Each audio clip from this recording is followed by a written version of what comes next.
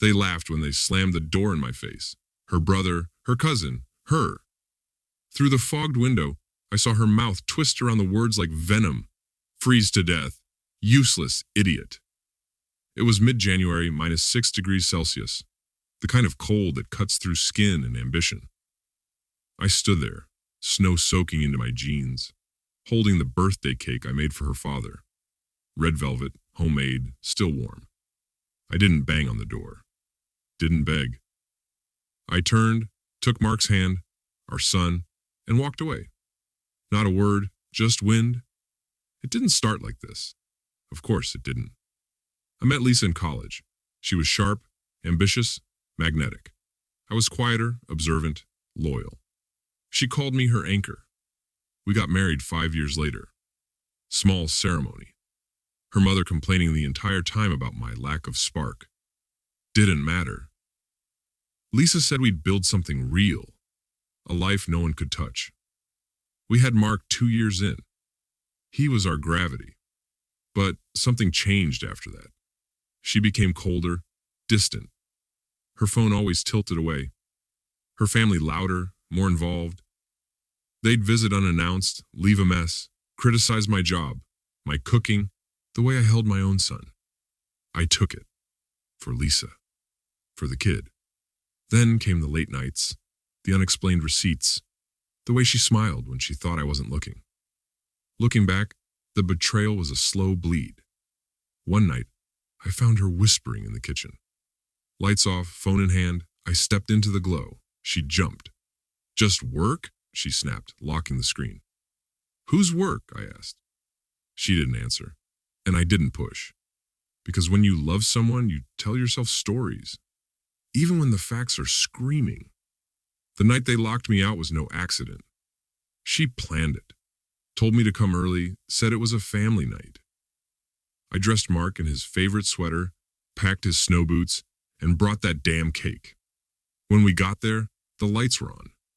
Music playing. I knocked. The laughter inside stopped. A few footsteps. Then her cousin opened the curtain, grinning.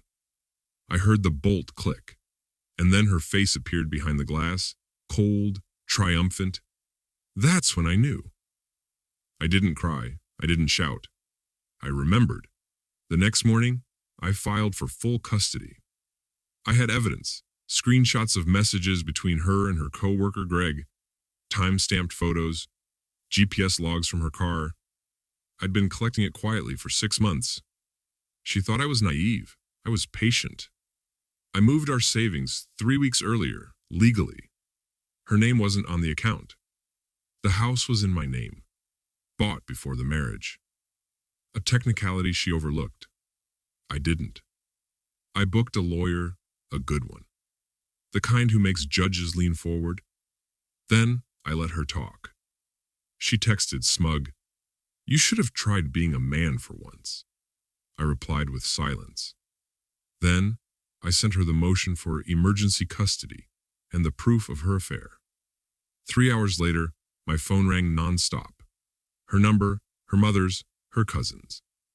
I didn't pick up. Then came the emails. Let's talk. It was a joke. You overreacted. By day 2, there were 49 messages in my inbox. Some begging, some threatening. None mattered. She didn't know I'd already spoken to her employer. Didn't know I'd forwarded the photos she sent Greg from the office. Company property, explicit content, against policy. She was terminated by the end of the week. Next came the house. I changed the locks, filed the occupancy notice. Her name was never on the deed. I let her come by to collect her things. She cried. Real tears this time. "You're tearing this family apart," she said. I stood in the doorway holding Mark's hand. "You did that when you laughed through the glass," I said, and closed the door. The last stage was silence. I didn't tell my side, didn't explain. People asked, I shrugged. Lisa's version unraveled on its own. Friends distanced. Her cousin got fired too. Turns out Lisa used his computer for some of those emails. I didn't gloat, didn't need to. Sometimes Mark asks where she went. I tell him the truth, but gently. She made some bad choices. We're safer now. He nods like he understands. Maybe not yet, but one day. The night she locked me out, I stood in the snow and realized I'd been standing in the cold long before that moment. Years, maybe. She just made it obvious. She thought that was the end of me, that I'd shiver on the porch, desperate for warmth.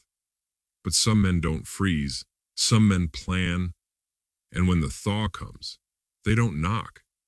They rebuild. Cheating Secrets podcasts like me